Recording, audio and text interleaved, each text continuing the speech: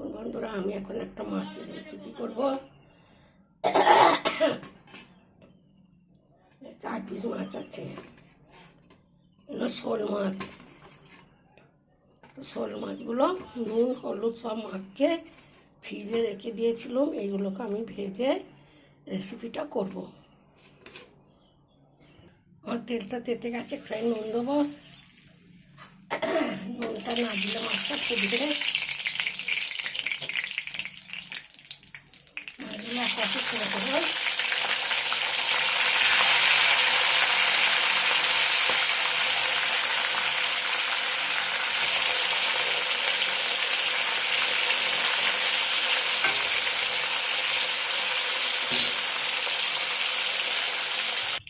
দেখুন বন্ধুরা, এই পাশটা একটু উল্টে দেবো। অনেকক্ষণ ভাজতে লাগবে।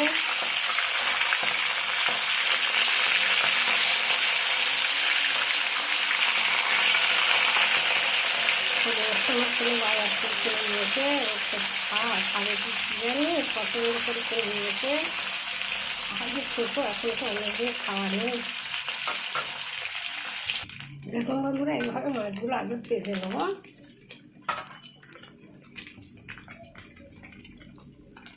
দেখুন বন্ধুরা, আমার মাছগুলো ভাজা হয়ে গেছে। মাছগুলোকে একটা একটা করে তুলে নেবো। এই তেলে দিয়ে দেবো পেঁয়াজ,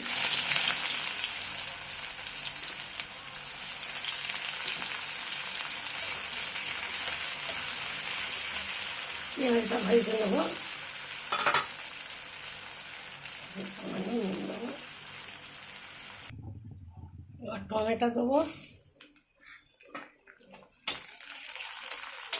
টমেটোটা আবারও ভেজে নেবো।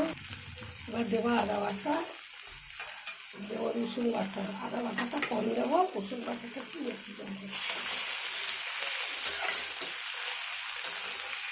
আদা রসুন বাটাটা তেল ছেড়ে দিয়েছে। এবার দেবো হলুদ আর দেবো লঙ্কা।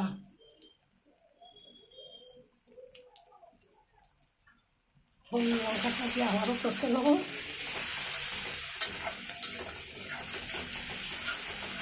চার পিস মাছ, বেশি দেবো না। ঝাল হবে, ঝালই করতে হবে। এই মাছটা ঝাল ঝাল নাহলে খেতে ভালো লাগবে না। দেখুন বন্ধুরা, তেল ছেড়ে দিচ্ছে। আর এতে দেবো জল।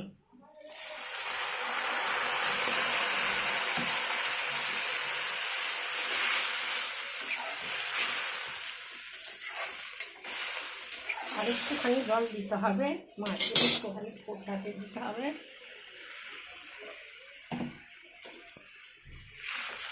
মাছটা আর মাছগুলো একে একে দিয়ে দেবো।